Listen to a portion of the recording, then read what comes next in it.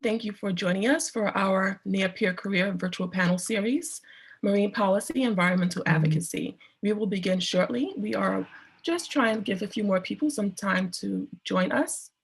In the meantime, we have dropped a very important link in our chat. It is for the National Science Foundation Research Survey. So please participate and join this important survey and give us your input on STEM careers.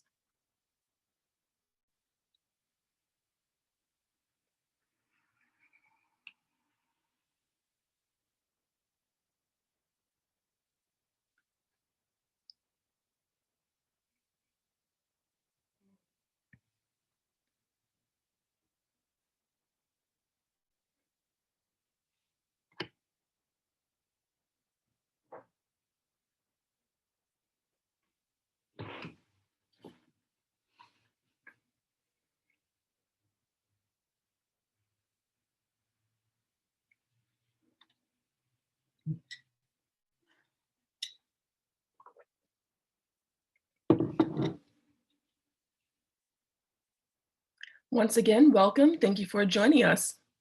This is our third series in our near-peer career virtual panel series. Our focus today is marine policy and environmental advocacy. We will begin shortly. In the meantime, please check out our National Science Foundation research survey. The link is in the chat.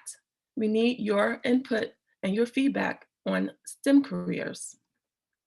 So please, you and your students actually, please feel free to take the survey. You'll get a really great certificate once you're done.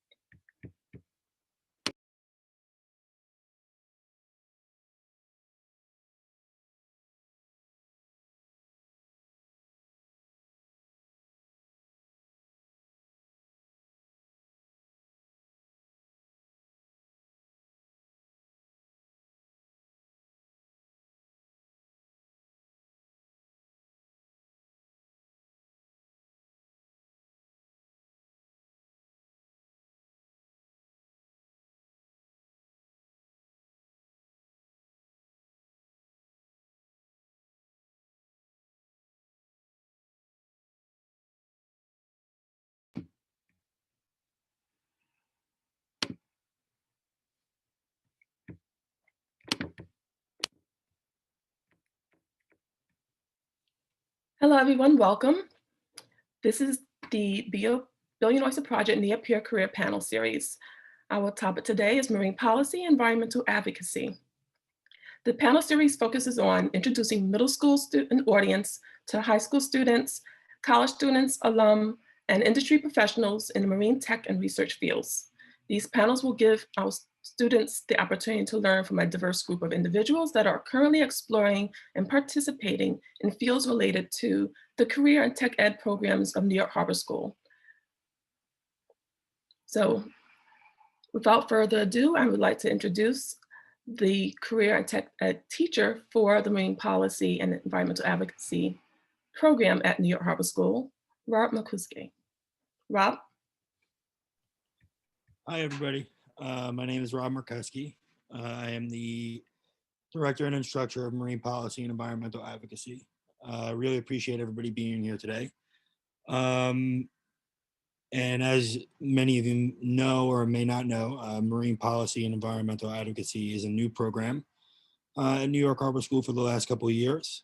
And we're working on state certification and expanding our horizons and building the program. So I'm excited to be here. And I look forward to listening to the panel. Thank you, Rob. Today's panel is being moderated by Avery Benz. Avery is a senior at New York Harbor School, and she's been moderating the panels for the Billion Oyster Project. Avery, take it away. Thank you, and good morning all. Welcome to our discussion. Today we'll be meeting with professionals, students, and alumni to talk about the careers and pathways into the maritime policy and environmental advocacy field. Through this discussion, our goal is to talk about the struggles, successes, and anything in between that got the panelists to where they are today.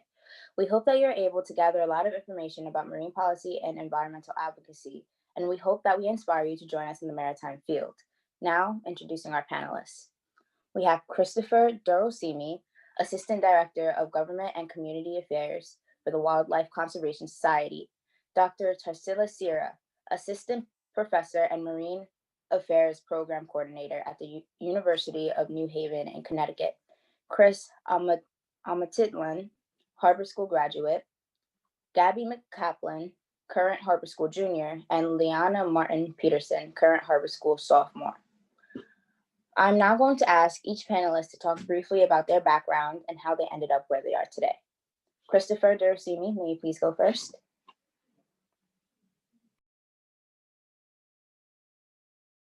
You're muted. Oh, Zoom. Thank you, Evan. Thank you, everybody, for having me today. My name is Christopher Simi, Assistant Director for Government Affairs for the Wildlife Conservation Society, based out of the New York Aquarium. The primary function of my job is to corral and rally elected officials on the city, state, and federal level with regard to policy, funding, and community engagement. Actually, this week makes 3 years that I've been at WCS.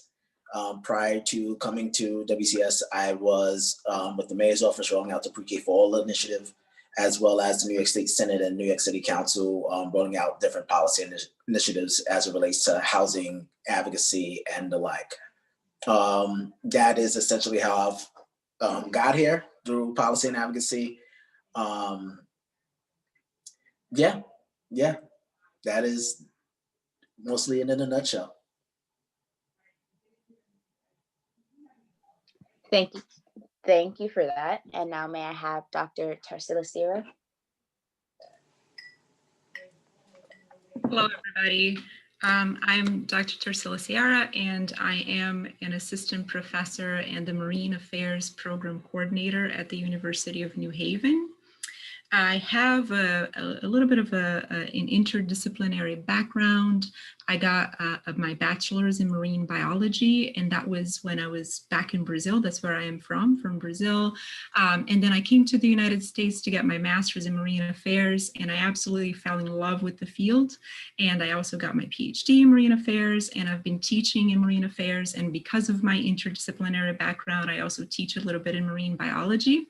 And so my interest and my experience with marine policy is a little bit more academic, is teaching and also doing research. And for my research, I do social sciences research and fisheries. And so as you probably noticed of my pictures, I was interviewing people out in the field. I'm talking to fishermen. I collect data from fishermen and fishing communities. And I also work closely with management, fisheries management. So my research informs management and policy in fisheries. So that's pretty much, summarizes my interests. I am very excited to be here talking to all of you about this. Thank you for inviting me. We're glad to have you. Chris Amatitlan, may you go next?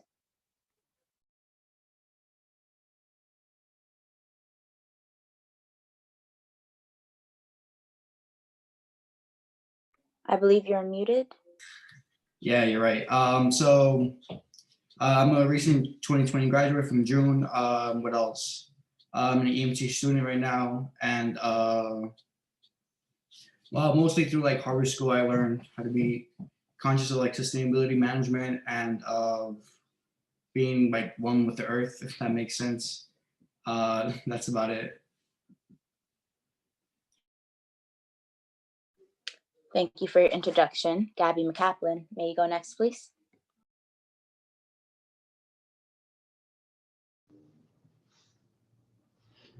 Hi. Is my thing working? Your sound is on, but we can't see you. Okay, hold on.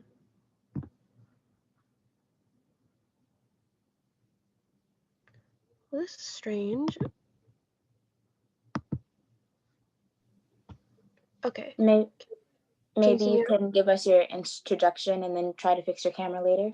Oh, now we can see you. Now you can see you. Oh, and you're gone again. Sorry. So, Okay, well, I'll just give, whether you guys can see me or not, I'll just give my introduction. Hello, everyone. My name is Gabriella McAlpin. Um, I'm a junior at New York Harbor School. I've been in the marine policy program for the past 2 years. I've been working with Rob and everyone, and it's a really great program.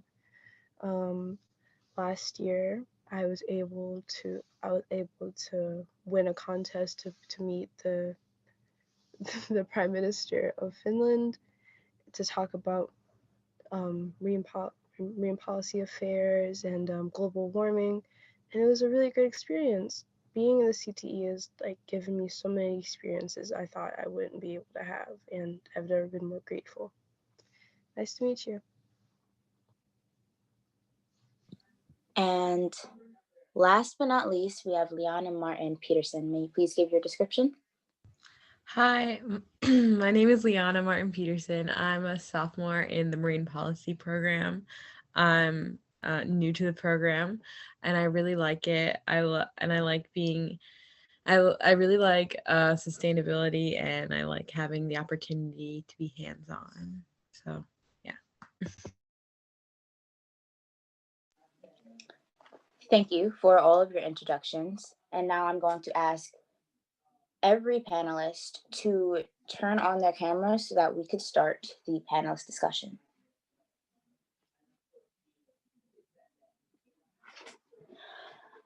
The first question we have is for both professionals and students, but I would like the professionals to answer first and the students to add on. What is your definition of marine policy and environmental advocacy?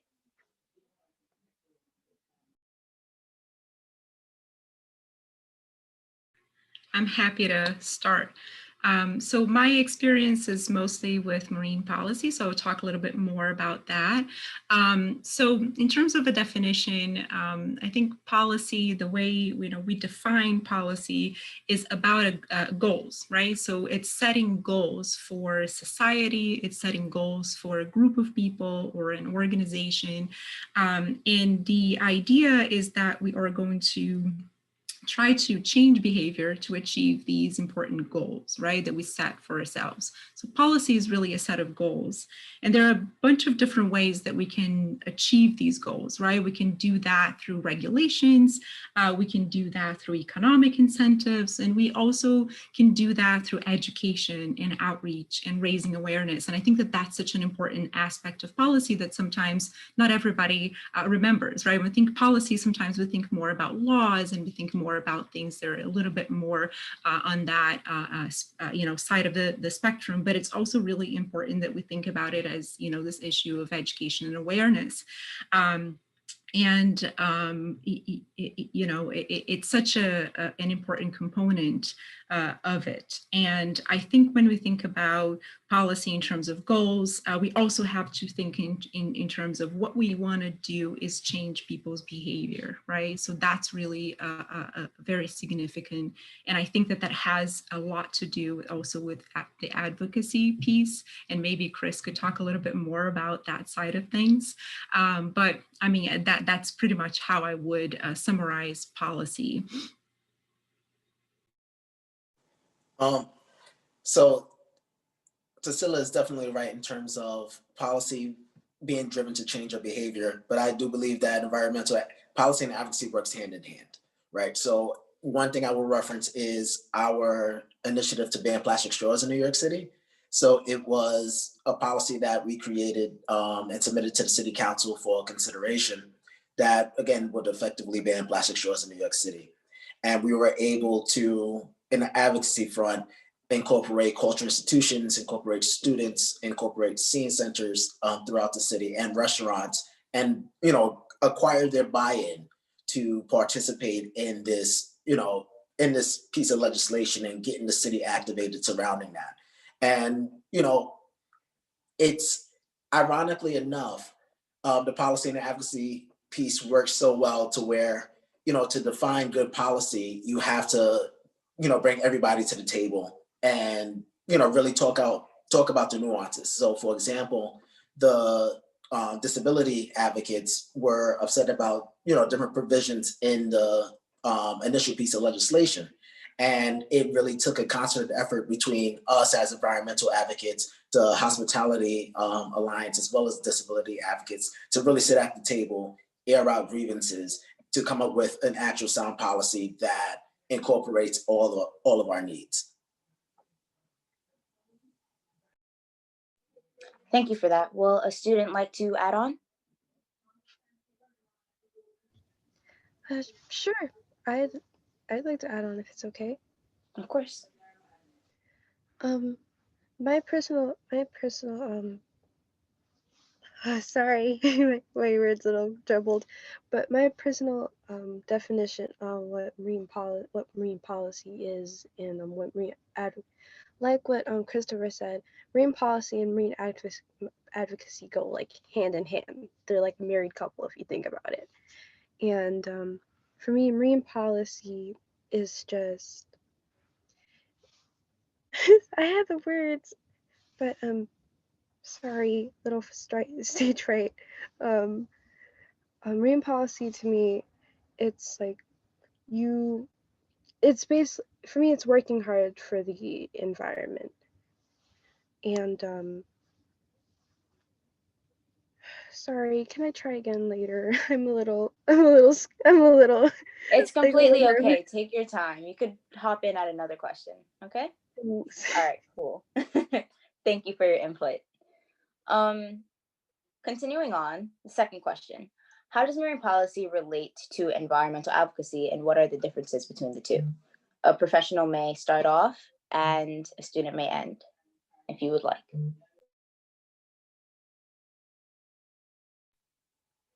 I would say, well, going back to what I was saying before, I would say the differences in the policy itself is, for me, I look at it as a law that would change a behavior, whereas the advocacy is, getting people invested and rallying around that particular issue. So you can rally around any type of issue, doesn't mean it necessarily translates into a policy. But usually advocacy, drives an issue to a point to where action, to a suggested action.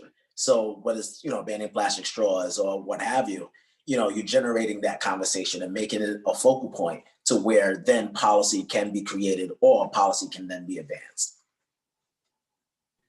Yeah, and just to add to that, I think it's really important that when we think about policy, I was talking about it as, it's a set of goals that we set for society. And these goals are going to be informed not just by experts, right? These goals, they should be informed. So if our goals are to improve the environment, to improve the marine environment, to ban plastics, or to whatever it is that our goals are as a society, these goals need to be informed not just by experts, not just by scientists, not just by politicians. These goals need to be also informed by citizens, by stakeholders, by pretty much everybody, right? So I think that just to complement what Chris was saying, I think advocacy has a very important role to play in informing these policies and bringing people together and bringing lots of different people together to then inform policies that can become priorities as these big goals that we are going to then pass laws or pass incentives or pass other types of strategies to try to achieve that goal that we set as a society. Thank you for your input. May a student like to continue, or shall we move on? Okay, going on to the third question. This seems like a large field of study. What types of jobs can we pursue?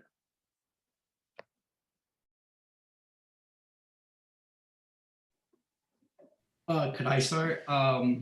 Since I work with since I'm an alumni of marine policy, honestly, working with Rob allowed us to work with different roles. So we were able to work with people from Earth Matter, people from a radio talk show host, people from the United Nations.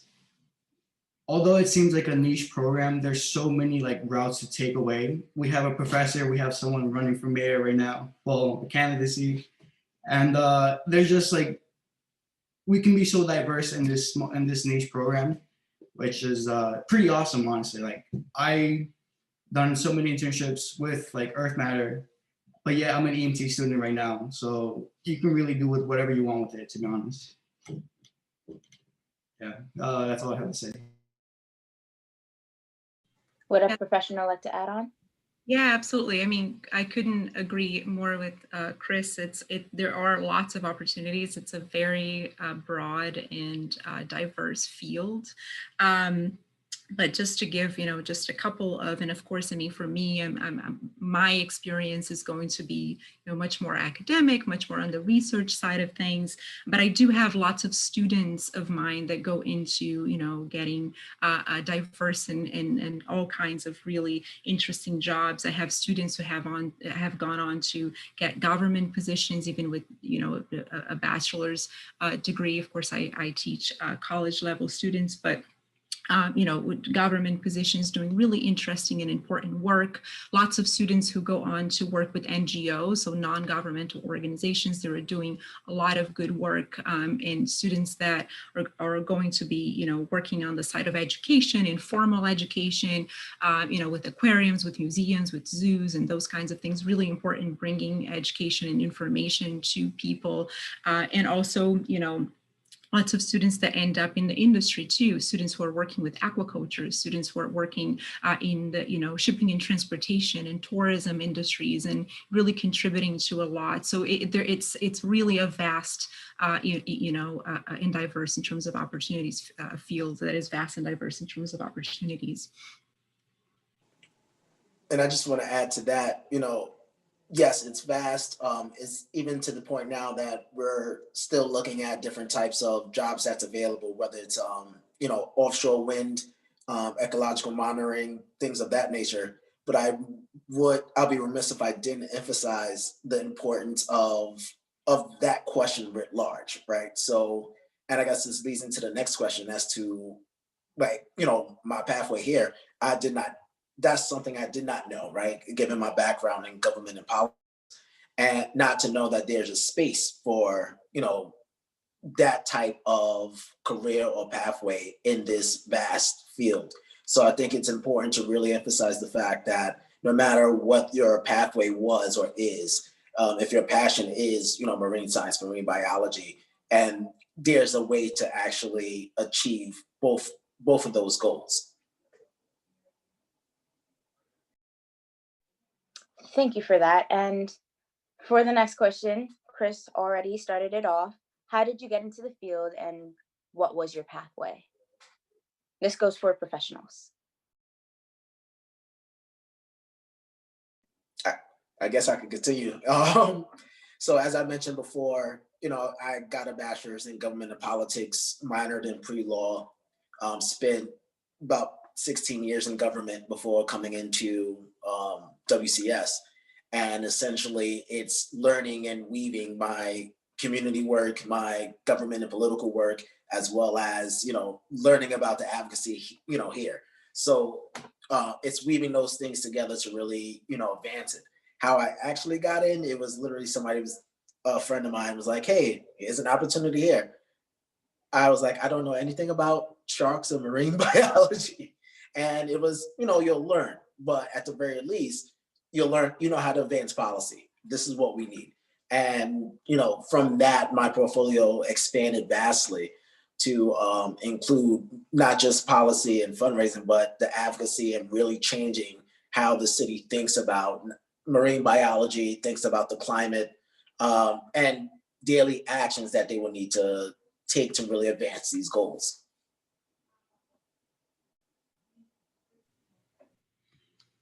Yeah, so for me, I started as a marine biology major in college, as I mentioned before, back in Brazil. I was always very passionate about the environment, as a potential field of study growing up. And I grew up in Rio, so, very much related to the beach and the ocean. And that was always a passion of mine. And so I went into college with this idea that I wanted to work in conservation and that I wanted to be, in the field of marine biology.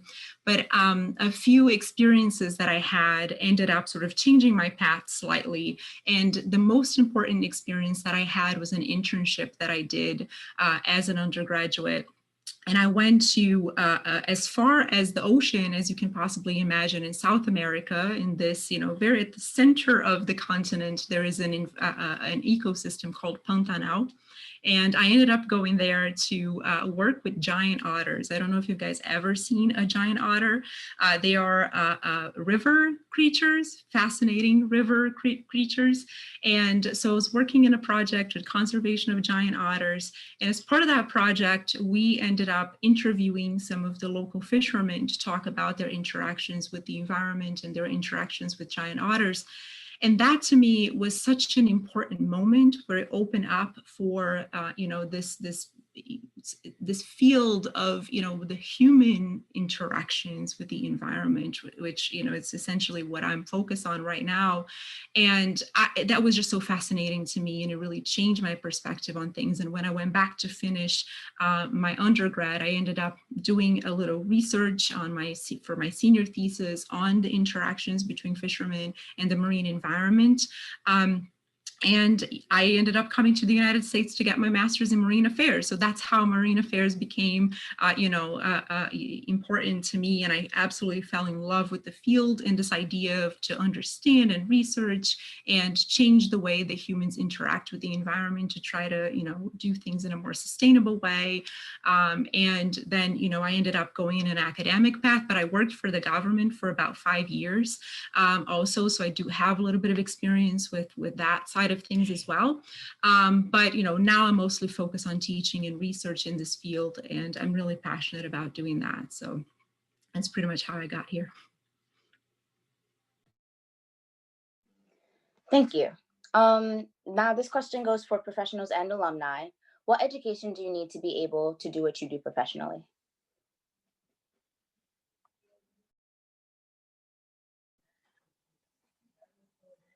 I think it's whatever you're necessarily interested in, right? So again, it ranges. So whether it's a government and politics degree or a marine biology degree, it's what you do with it that matters. And I know that actually sounds very cliche, but it's literally what you do with it and how you apply it to whatever it is that you want to do.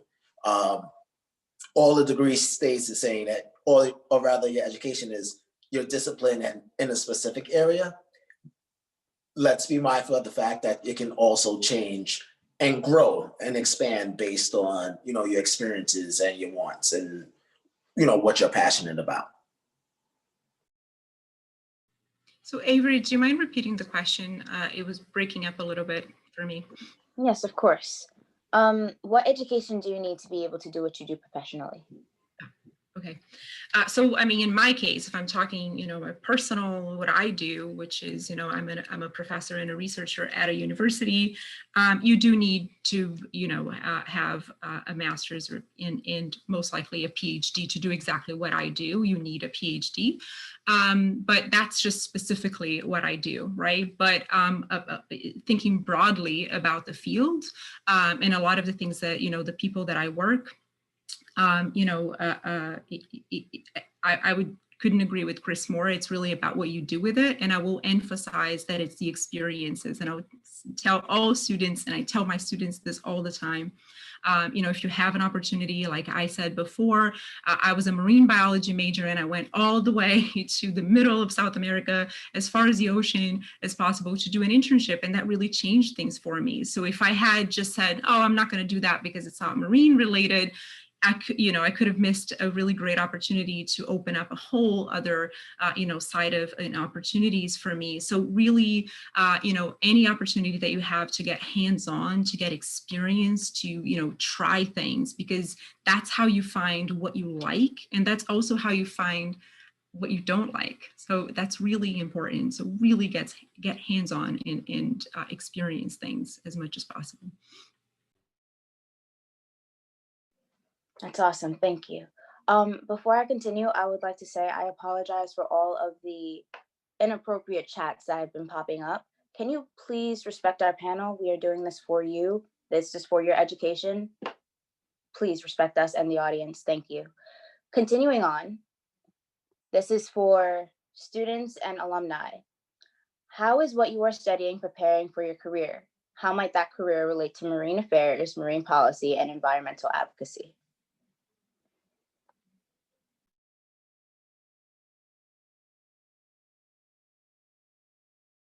Well, what I'm studying is completely different from marine policy, but honestly, it's something that I want to go back to. Like what we're all in, we're all in policy.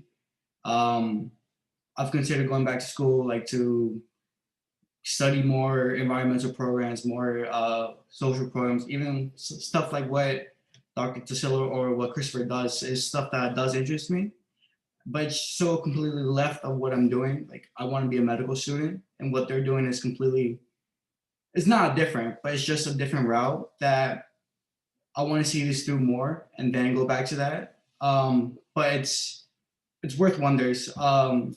How Dr. Cecilia said that an internship broadened her mind and her made her want to do it is something that I completely relate to.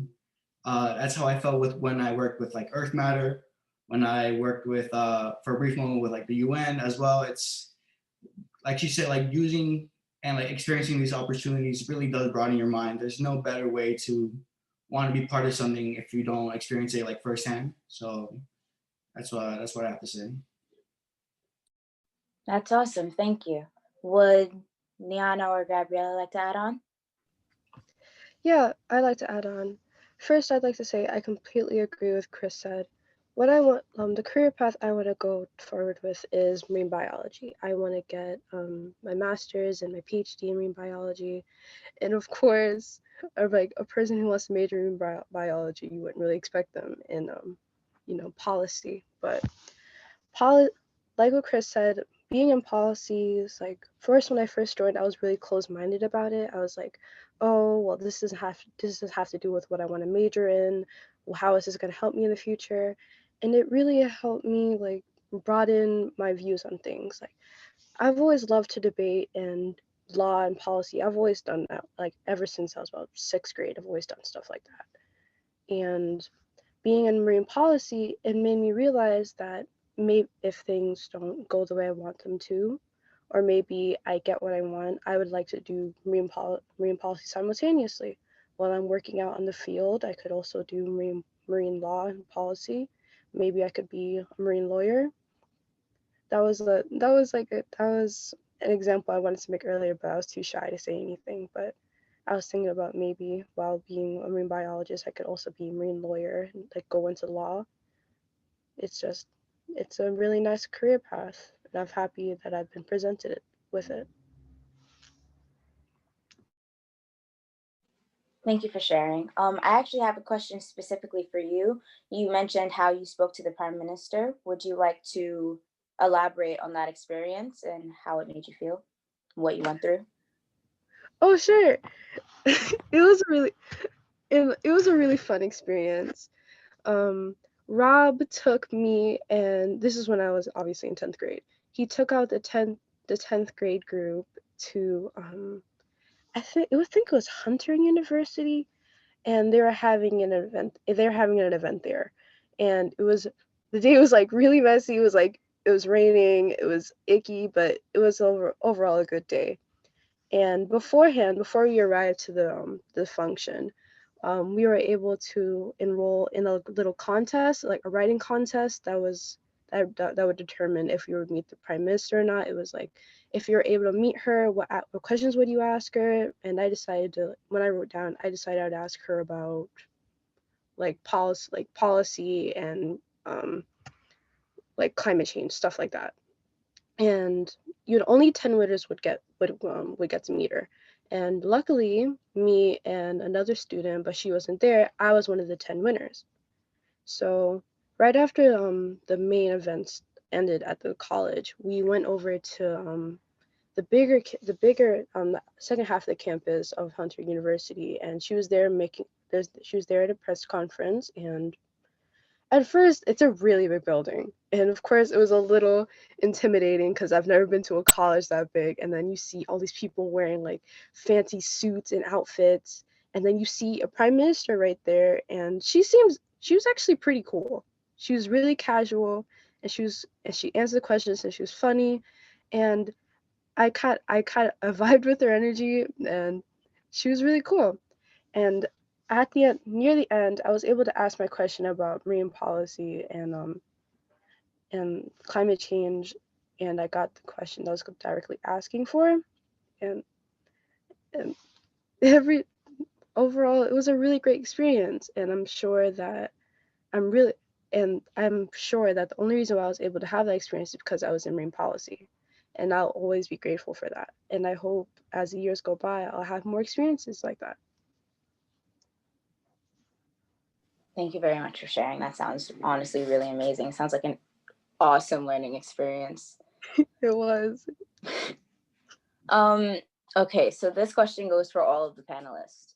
What are some ways that people from this field are making a difference in the world?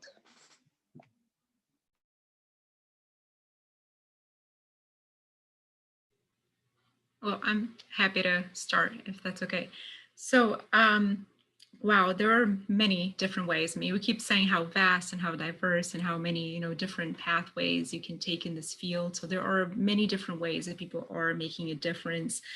There's a lot of people who are focused on advancing our knowledge, doing research and, really advancing and getting more information about really important things that have to do with, sustainability, that have to do with how are we going to deal with climate change, and how are we going to deal with a challenging future when it comes to degradation of natural resources? How can we adapt to that? How can we, improve what we're doing? So there's a lot of people advancing knowledge in that.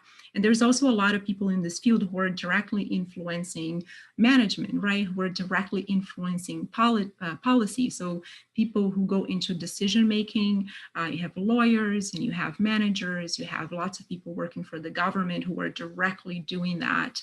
And that's really, really important. That's a significant part of it.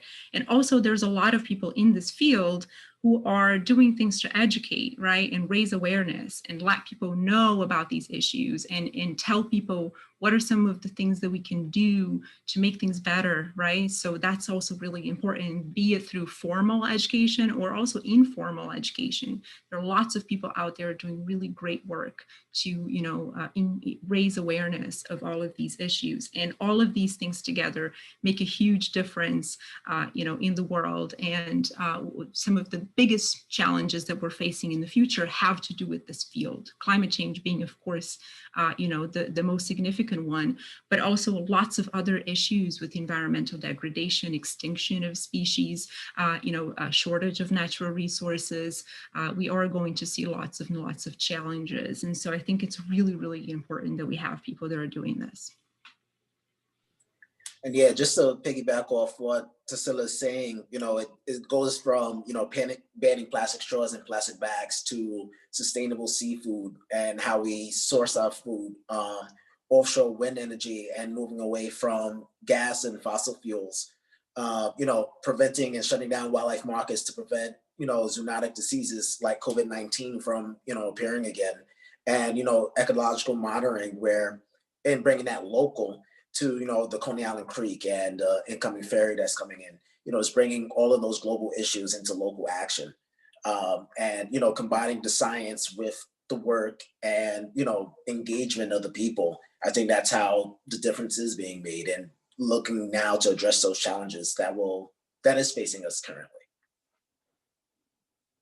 Yeah, and if I could just emphasize what Chris just said, that's so important about engaging people and bringing people together. I think that's such an important part of this field, is that we are very much focused on stakeholder participation, collaborating. How can we get together to solve and to address these issues? So I just wanted to emphasize it's a very, very important point that you made.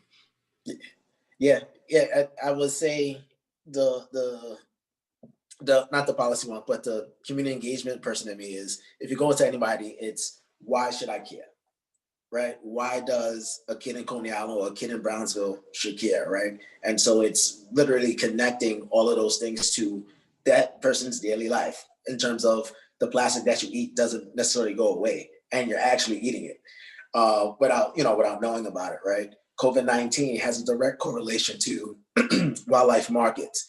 offshore wind energy has direct correlation to jobs in 21st century job growth.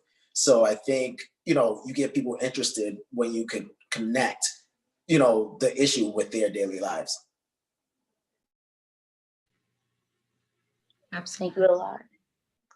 It sounds like a lot of teamwork has to go into how we are contributing and making a difference in the world.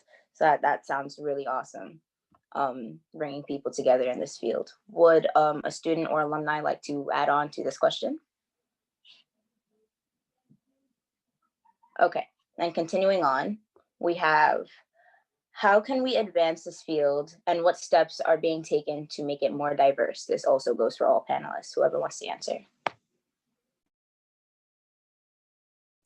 I would say directly, increasing awareness and inclusivity of the field writ large, full stop, right? So again, especially given my background growing up in Brownsville and everything like that, this was a world that was unbeknownst to me prior to coming on. And it's only because I've had that opportunity to be exposed to it that I can now use that information to get other people aware. That should not be the exception to the rule. That should be the rule itself.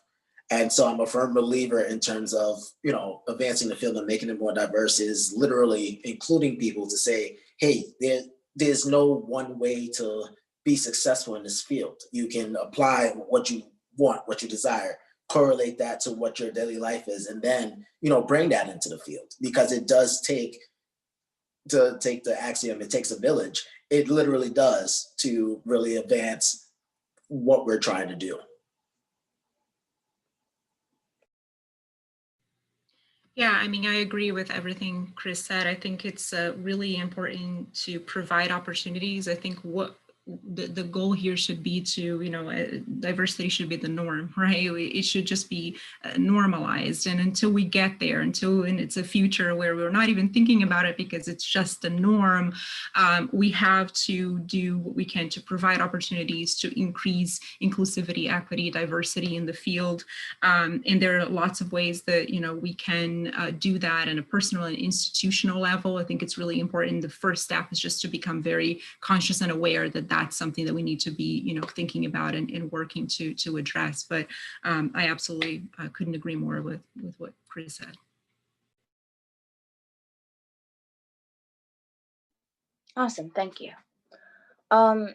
With respect to marine policy and environmental advocacy, what are the most critical changes that we must make to face the future effectively?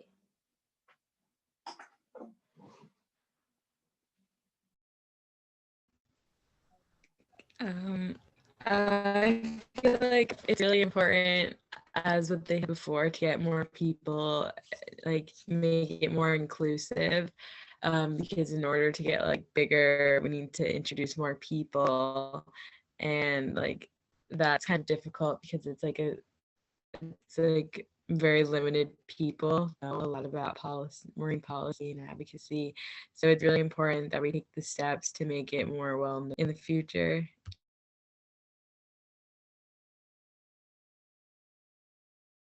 Thank you for your input. Would anyone like to add on? Yeah, I agree with what Liana said. I think the main thing that we can do is to take the step forward is I kind of want to go and increase more people being more aware about it. For example, one day, I think it was right before the plastic bag ban in New York, and I went out handing out reusable bags in Manhattan with some other kids in my grade. And not a few, only let's say about a handful of people knew about plastic bag ban and anything related to marine policy. And a good number of people passing by, they were kind of surprised. They're like, oh really, this is what's going on? Or oh wow, I didn't know this was going on with the environment, this and that. It's we're not making enough effort. It's we're trying our hardest as it is to fix what's going on with our environment and trying our best to improve what's going on with policies and law changes, but we can't make any true change if we're not informing the public about it. Because what Miss, I'm sorry, what's your name? Miss Tarsila, did I say it correctly? Yeah, we all need, we just, sorry, we just need to, it's a team effort. Like you said, it's a team effort. And we try our best as we do, but we can't do it all by ourselves. If we don't have the support of the public, matter of fact, if we're not trying our hardest to inform the public more about what's going on, how can we possibly think about invoking any type of change if kids from Corona Queens don't know what you're talking about, or kids from the Bronx don't know what you're talking about, or from any other place, any other borough.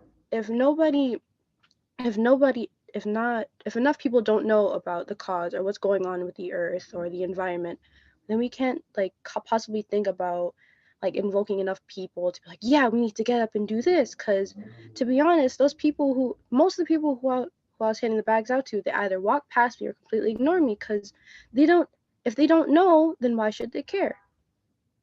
So we just need to work harder on getting more people involved. Just like as kind of ties to what I wanted to say last time, but time ran out. But it's in order for things to be more diverse, and we need to make more people care. We need to make more public, little events, hey, this is what's going on, and just do anything to get people involved. And that's how we can invoke true change with not only our community, but with policy.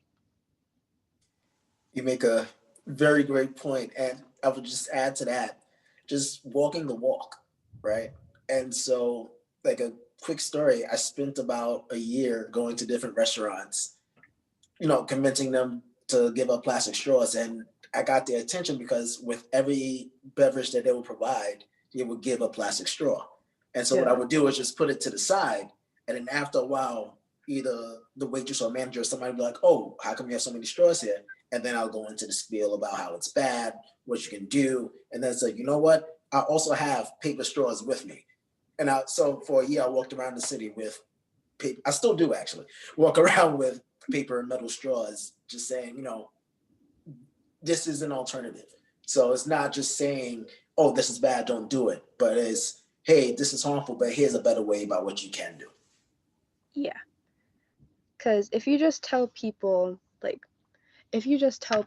hey, don't do that, don't use this, don't do that, and instead of educating them, you're belittling them, and that's what causes people to reject change more. Because if you're just telling them the gist of it, this is bad, don't do this, don't do that, and of course it's not what you're saying is wrong, but if you're just telling them what they're doing is bad, then and you're not giving them a valid reason, then of course they're not going to take you seriously or take the cause seriously. Because it's like your mom telling you something oh, you can't do this, and not giving you a valid reason, and you go behind her back and do it anyway, I really love where all these points are coming from. So basically, we're saying that we need to educate the public more about what's happening so that we could face the future effectively. I love that. Thank you, guys. Mm-hmm.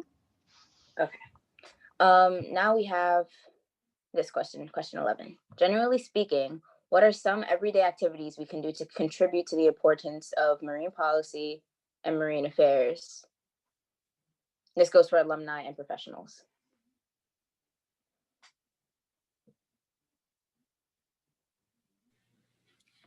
Well, if I can start, I think we've had some really good examples of, we already talked a little bit about this.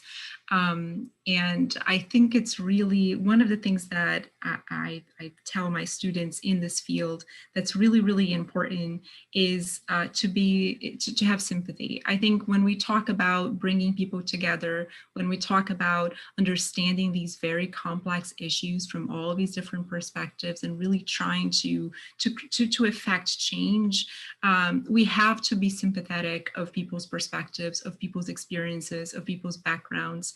Otherwise, we're not going to reach consensus. We're not going to be able to work as a team. We're not going to be able to really achieve goals if we're not sympathetic to other people's realities. So that's something that I think it's really, really important in this field, actually, maybe something you wouldn't think about, but I think sympathy is actually at the core of it. And that is something that, it's little things that we do every day to really try to, connect, try to put yourself in the shoes of other people and try to understand things from other people's perspectives. And I think that's such an important first step in this field. I definitely echo those sentiments, just personally and just writ large. It's, again, you may, that person may know something about what you don't know, or, there's a perspective by which, and again, being respectful to everybody, you just might have blinders on, and, you just don't know until it's brought to your attention. And also I would say this, policymaking isn't a pretty process. You'll hear a lot as you grow older of, knowing how the sausage is made, and it's not pretty. It's not pretty, but it's necessary to actually develop, sound policy, effective policy that's truly inclusive of the people we're trying to help or the environment we're trying to help.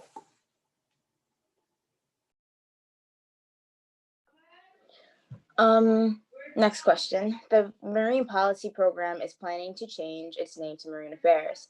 How do you feel this reflects to the content of your program you are in or you are in? This goes for alumni and students.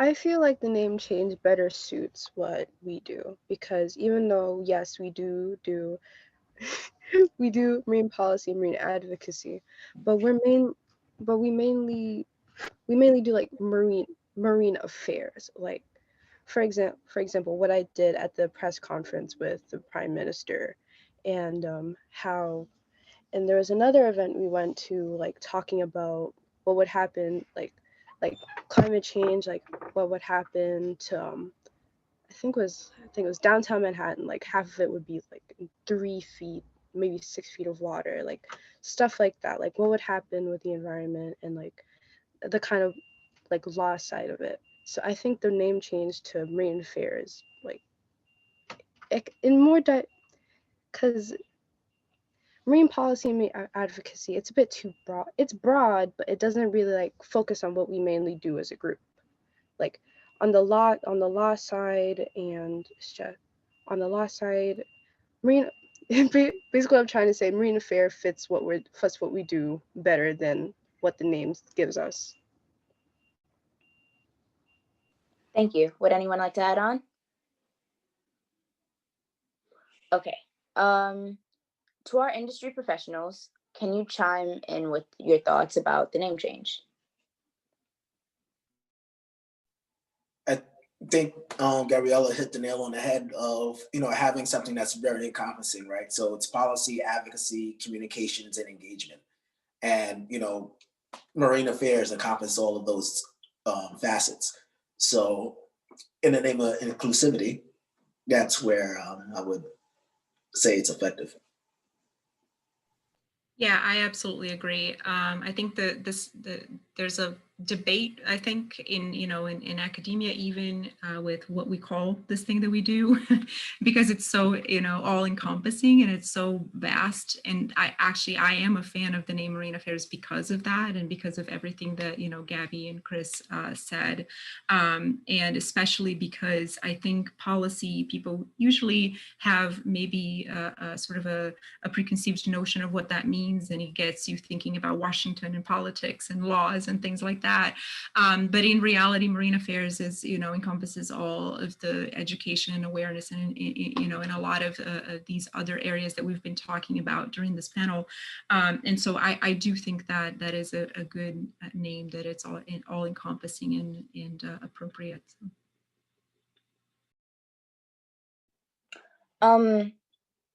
Additional question. What are some of the struggles that you may say you've been through when going through the career of what you do? This goes for professionals.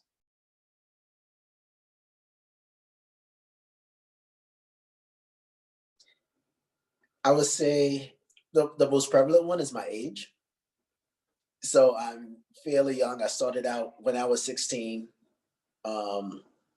So I'm 32 now, but for the most part, it's been my age, my background. So like going back to, I'm from Brownsville, born and raised. And so I'm also in rooms with, mayors, governors, senators, assembly members and whatnot saying, no, this is what you're going to do. This is why you should do it. This is what it is. And, I don't look my age. So they're like, well, where's your experience coming from? Not knowing that I carry years of experience with me, right? So that's one example I can give. Interesting, Chris. I can relate a little bit to that sometimes.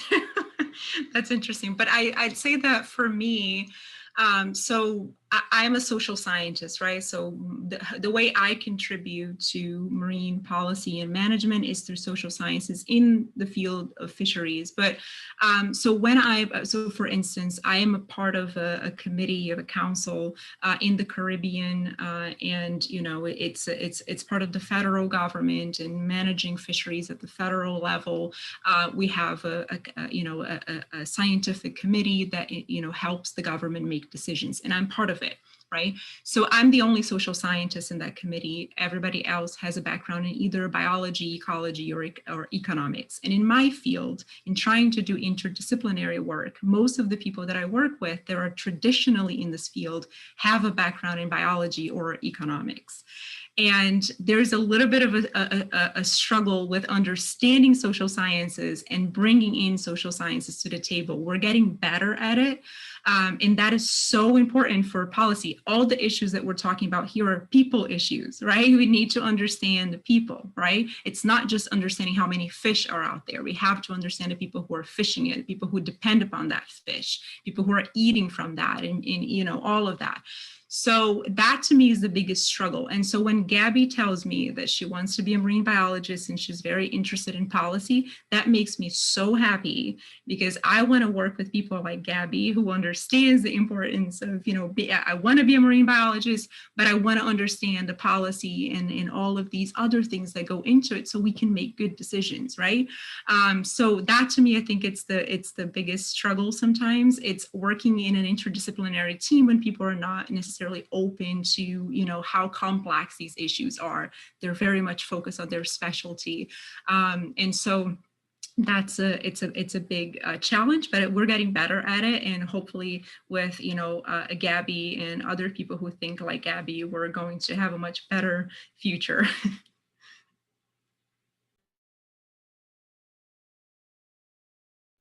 Thank you for sharing. We have a question in the Q&A. This is meant for the students. It says, my 8th grade son has a love for the environment and policy, so we think Harbor could be great for him. How hard is it to commute to school on Governor's Island 5 days a week? It's not pertaining directly to marine policy, but it's honestly a good question to ask for people who are wondering. Okay, well, first of all, I'm so happy that your son is thinking about going to Harbor. It's a really great school. The teachers are not only really nice, they're really down to earth, and they're loving, and they really care about your future and what you want to do. And the commute, it really depends on which borough you're from. For me, since I'm from Corona, Queens, it takes me about, on a good day, it'll take me about an hour. Like, this is all by train. And but on some bad days, it can either take me about an hour and a half or 2 hours. But I mainly take the express bus, the one that's about $6.75 to get on, and then that would usually take me about 30 minutes. So it really, but for my friends who live in Brooklyn or something, it would probably take about 30 minutes, maybe like a little close to an hour to get to school. So it really depends on your borough or where you live. And a lot of people are really worried about like the boat ride, and it's like the boat isn't really that complicated. It's only like 10 minutes, and it's just like not a super huge concern, but a lot of people think of it as a huge concern, but it shouldn't be. Yeah, the boat is the least of your worries, honestly. It's the easiest part of the commute because after you deal with the trains like that early in the morning, of course that's tiring, and then you wait for the boat, you hop on, and it's easy travels from there, honestly. Like the boat ride is my favorite part of the day. And if you think about it positively, it's a really good workout, like commuting from like where you live, and then when you get off the boat you have to walk, like I think they remember saying that it was like a mile walk. I think they said the walk was, you walk for like a mile or whatever they said, like they told me like freshman year. So like you walk a mile and you walk a mile back to the docks, and it's a good workout if you think about it like in that way. But I really think your son will love it here, honestly. From a different standpoint, I live in Staten Island, so I have to take two boats to go to school. It takes me about an hour and a half to get to school. It's honestly very it's very relaxing for me. I like the commute because I'm able to have time in the morning to say if I needed to complete an assignment on the bus, or if I wanted time to relax and read my book, but throughout the day I don't have that time, I can do that on my commute. And as they said, the boat part is honestly one of the best parts of the commute, especially since you're able to ride with your friends, you're able to look out at the harbor, at the island as you're coming closer to it. It's honestly a beautiful experience, and I think your son will really, really love it there. But to wrap up discussions, we have our last question for all panelists. What is one piece of practical advice you can give to students interested in going into this field?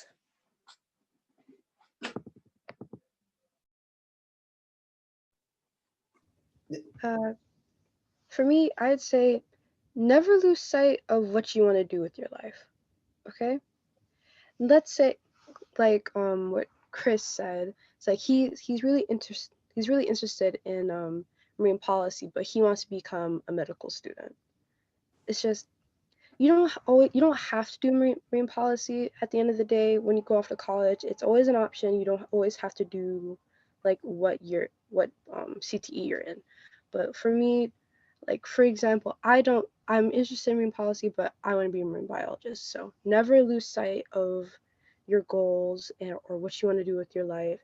If you're if you're a ninth grader and you're here and you really want to have if and you really want to go in like marine bio or any other CTE, but you get into policy, don't fret, don't freak out. It's gonna be okay.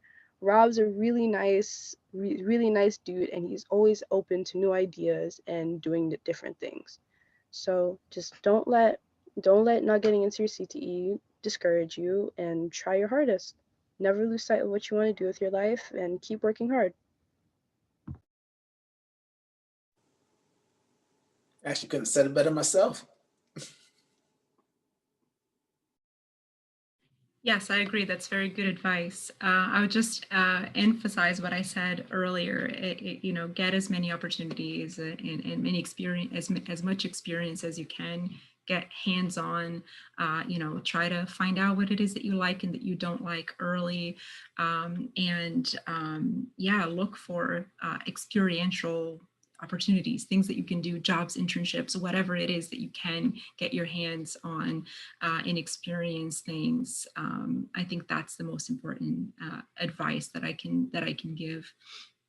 And ask questions, use resources, your teachers, your professors, whoever, ask them questions constantly, be curious.